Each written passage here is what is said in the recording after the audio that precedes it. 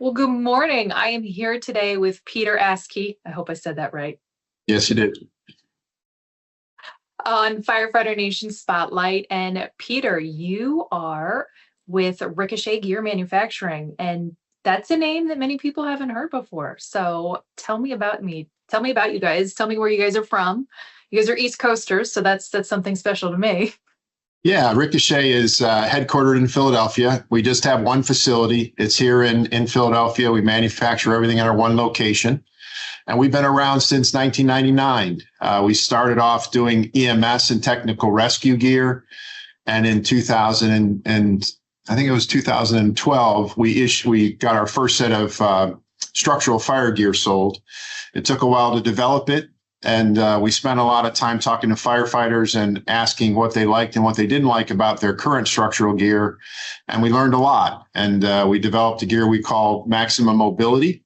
And it's a nice set of structural gear that fits very well and really allows the firefighters to move and do their work without, being impeded by their gear and having extra stress because of the gear that they wear. That's something kind of super special to me. Being a smaller female and being able to move in gears is kind of a big deal. Talk to me about, you guys are doing a gear giveaway this June. Touch on that really quickly. Sure. It started the last couple of years. We've done a regional giveaway associated with the Philadelphia Phillies and Kyle Schwarber, who's one of my favorite baseball players. I'm a baseball fan at heart, and to be able to combine both my passion at work with my passion in baseball was a lot of fun. So we gave away 30 sets of gear this year to 3 local departments in the Philadelphia area. And it's all non-PFAS gear. It's, we're trying to promote, doing things that are the best we can for the firefighters. And so we're giving away free gear. And we invited them all to an event last night with Kyle Schwarber, and it was a lot of fun. They all had fun. They all enjoyed getting their picture taken with Kyle and getting to talk about their fire department, with a bunch of other firefighters. So it was really fun. And so once we started this local one, we decided we really should do this nationally. And so this year we've started a new giveaway that's going to go across the country. We're going to give 5 sets of structural fire gear to 6 departments across the country. And what we've asked the departments to do is just tell us a little bit about themselves. Why do they need the gear? What are their practices now about having 1 or 2 sets of gear? We just ask a little bit of information, and then we ask us to write us a paragraph or 2 about why they deserve this gear. And that's the best part for me. I get to read all those and hear the stories of different fire departments, and we take that into account when we decide which groups we should put together, and then we pull them out of a hat. It's a lot of fun. It's summertime and I normally have a baseball cap on because of the humidity. And I specifically don't have one on today because it's always a Red Sox cap. And our last meeting you commented. So out of respect for the guests, I didn't have one on. You mentioned that the gear that you gave away was PFAS-free gear. That's kind of the hot button topic around the nation right now. Everybody's really, really trying to get a set of gear out there, but PFAS-free gear does come with its own special limitations. And I think that's a conversation that I'm not hearing enough. So let's talk about that. What's the shelf life of PFAS-free gear? Well, it's hard to really give it an exact number, but PFAS has been taken out of the outer shell of the thermaliner for a number of years now. So that isn't new. The newest thing that's going to come out with a new standard and is now available is that the moisture barriers are also now PFAS-free, as PFAS-free as you can be. I mean, it's very difficult to have 0 PFAS in anything, given how much there is in the environment. But once you start taking out PFAS from the shell and the thermaliner, what happens is the water repellency that we used to have doesn't work quite as well. And it may keep water out, but it won't keep oils and other fuels out of your gear. And it deteriorates the gear a lot faster than it used to. So we're seeing A lot of departments and there was a lot of testing going on by different ISPs that are doing cleaning and saying that gear is just not as easy to clean and it's damaging the outer shells. So they're not lasting as long as they used to. Obviously, it's only been 3 or 4 years since they've started using these new water repellency finishes that are non-PFAS. So we don't have a lot of data, but it does show that things are wearing out a lot faster than they used to. You mentioned earlier, we're going to backtrack a little bit, that you guys have this new mobility gear. That's something super special to me because when I first came in, it was, you were looking like the Michelin Man running around. Yeah. With your gear, it was so thick and padded and just standing still, you were getting hot. But most importantly to me, the mobility was just, I feel like I can safely say this, that time has passed, pure trash. You had no, even crawling, the pants were pulling and all that. Talk to me about the structure and the science that went into this new gear and what makes it so different and special. Well, really what we were looking at is how firefighters move. And when you're wearing an air pack, you're really restricted through here. And a lot of the fire gear that we'd seen in the market didn't really have the ability to move in this direction. It felt like you were tight. So we added a bi-swing, a true bi-swing in the back of the garment that went through all 3 layers, and it gave you the mobility this way. And we also added sort of a one piece of fabric that starts at your hand and goes all the way down to the bottom of the jacket. It's an underarm gusset, and it's got shape to it, and it allows the garment to, it keeps your cuffs where they're supposed to be when you're working over your head. And when you're reaching over your head, your jacket doesn't pop up and expose your chest or your midsection. So we really focused on making sure the gear covered the person properly, but also moved when it was supposed to. That was what we did on the jacket. On the pant, we spent a lot of time on the knee and actually built a bi-swing into our knee to just take the tension out of lifting your leg. I mean, the pants are heavy enough, and if they're wet, they're even heavier. So you just want to eliminate as much stress as you can and make the motion as easy as possible. And what we found after we did that is if you're going up a ladder or up a set of stairs, it's much easier to move your leg. You're not fighting against your gear. You're just fighting the weight that you normally have to carry. And if you're crawling with this new knee design, your pant doesn't inch up on your boot and expose your calf or your ankle. So it's really, those are the things that were really unique about our gear. Some of the things have been copied, some of them, I don't mind that. I don't mind being copied when it's to help firefighters. So, go ahead, copy what we're doing. I think it's great. I think everybody can relate to at least in one set of gear in their lives, looking like the kid from A Christmas Story with I can't put my arms down when you're wearing a pack, because it's true. You can't, the pack pulls up and you can't move within the arm. Sorry, that's a mic, within the shoulder and chest area. Yeah. And it's incredibly frustrating when trying to reach for something. So your design to me was just something that was so special. Being a person who I can't afford to have gear limitations, right? I'm only 5'7", so I need all the stretch out space I can get. And that dovetails nicely into the new women fit that you guys are doing. You guys are doing something very unique with how you're doing that. And that's, you guys are actually doing a survey of women first. Yeah, I think we learned from our first round when we went to talk to firefighters, we learned a lot. And I think if you ask, you're going to get good information. So we have... We'll complain all day long. That's right. We have a female firefighter, a former female firefighter who works for us down in Florida. That's where we started the questionnaire and started just talking to folks in those markets and just sort of getting feedback on what areas of the gear that were the most concerning to women when they got gear. Did they actually get a women's cut or did they get a men's cut that was sort of adjusted for them? And we found, we're early in our research. We're going to do a national survey and try to get as much information as we can before we make any decisions on how we're going to change our gear. But the focus is on, how the waist fits, how the rise fits, so that, most gear, standard gear is much too tall in the waist for women to wear. And we know that, but we want to understand the details of that and how we can make it fit better. Our current women's cut gear is really just an angle cut at the waist of the jacket and a little extra room in the hips. And that's just not enough. And we've got to figure out better ways to do that.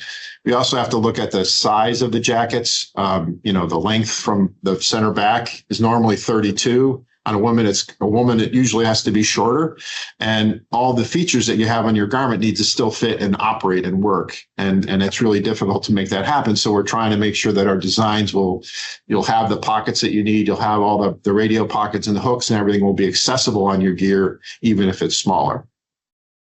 You said something that made me almost snort laugh, which was, you were making men's gear just smaller. And up until probably about 2 or 3 years ago, my gear stays in the rig to get dressed in, because it's men's gear that's smaller. So the crotch of the turnout pants, falls midway down my thighs. So it's almost like this waddle. I've lost half of my leg to get in the rig. So it was just better and safer to get dressed and faster in the rig, and then just literally jump, which then destroys your knees.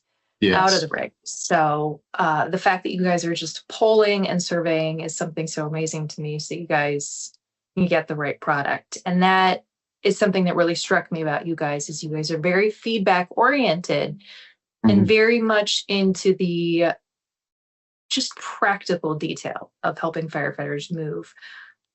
That's not something that you necessarily see everywhere. What was it that really set you out on that journey and made you realize, hey, we've got to do better and be unique in these ways? Because it's got to be more time consuming and not as cost effective to be that good with the details. It's interesting. When we first started making gear, we were making EMS and tech rescue gear, and all of our customers were small. So we were having, 10 sets was a large order for us, and they were all different. They wanted a different color. They wanted a pocket in a different place, and we needed the revenue. So we said, well, sure, we'll do it. And we got good at sort of making custom things for whoever we could to sell product. And we did that. And then we had the challenge, once you get those orders in-house, you have to make them. So we really had to learn how to be a good manufacturer and communicate well internally.